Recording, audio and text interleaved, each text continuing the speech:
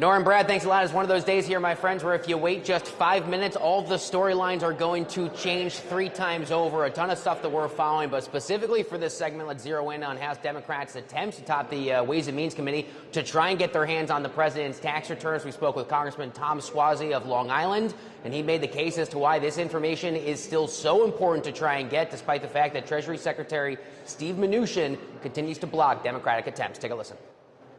You know, it's clear that the law is unambiguous. They're required to provide the president's tax returns to the chairman of the Ways and Means Committee when he requests it. The law is very clear, shall provide.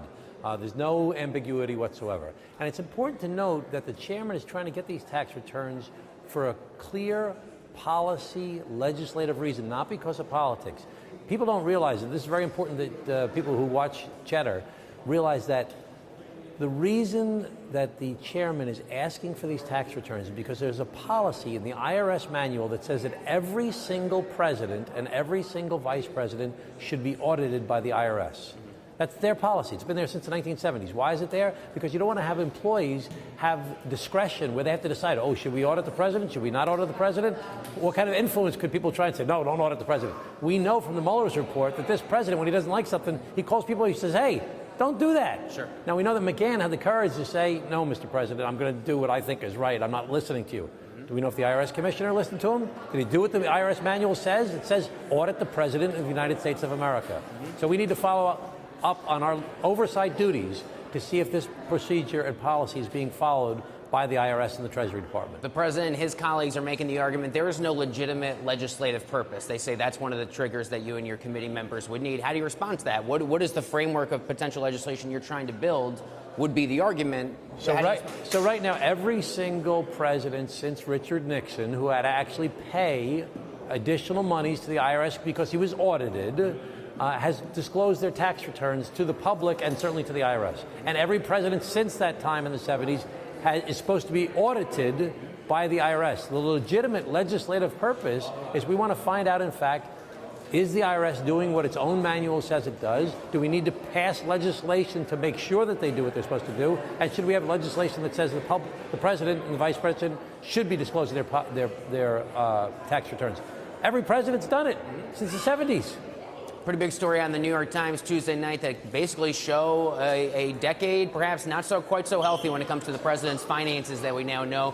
Deep financial ruin, a lot of people would say. I mean, year after year. What was your response to what the New York Times put out last night? Does this at all shape what you and your colleagues do as it pertains to trying to get this information? Well, it's not going to change what the chairman is doing right now for this legitimate legislative person. Absent, separate and apart from that activity that's going on right now. Just looking at this independently, it's kind of weird. I mean, the president lost $1 billion, and you know, he's writing a book saying, listen, follow my advice for the art of the deal.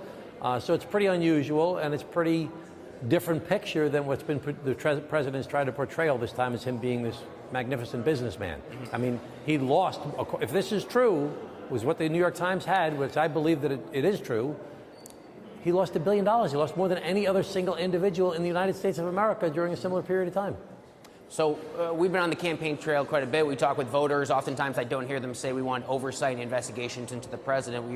We are more concerned with kitchen table issues. When you go home to the North Shore of Long Island, you're there in Nassau County, what do voters tell you? They say, hey, Congressman, go after those tax returns, or are they more kind of leading with other issues, and how do you kind of bring together People are sick of this stuff. They're sick of the investigations. They're sick of everybody fighting with each other. They're sick of the politics on both sides, Democrats and Republicans. They want people to work together to get things done. My campaign slogan, Suozzi gets it done. I come to Washington, D.C., I was like, what the heck's going on down here? Sure. So I'm constantly working. I'm the vice chairman of a group called the Problem Solvers Caucus, 20 Democrats, 20 Republicans, trying to work with each other to actually get things done, to find common ground. And there are things, and a lot of things that happen. We're voting on bills tonight that are common ground bills that don't get much attention.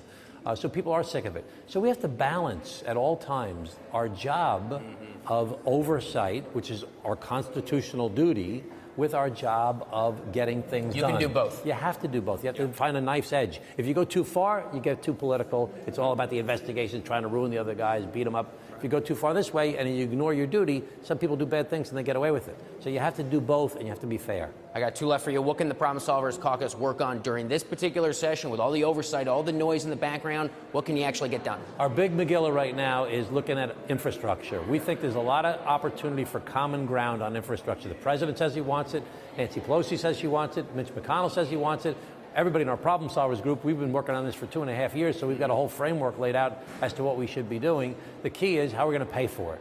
So I think that there's a lot of opportunity there. I think there's some opportunity on reducing prescription drug prices because of some of the things the president said during his campaign and said since then. It's because the public is so hungry for it.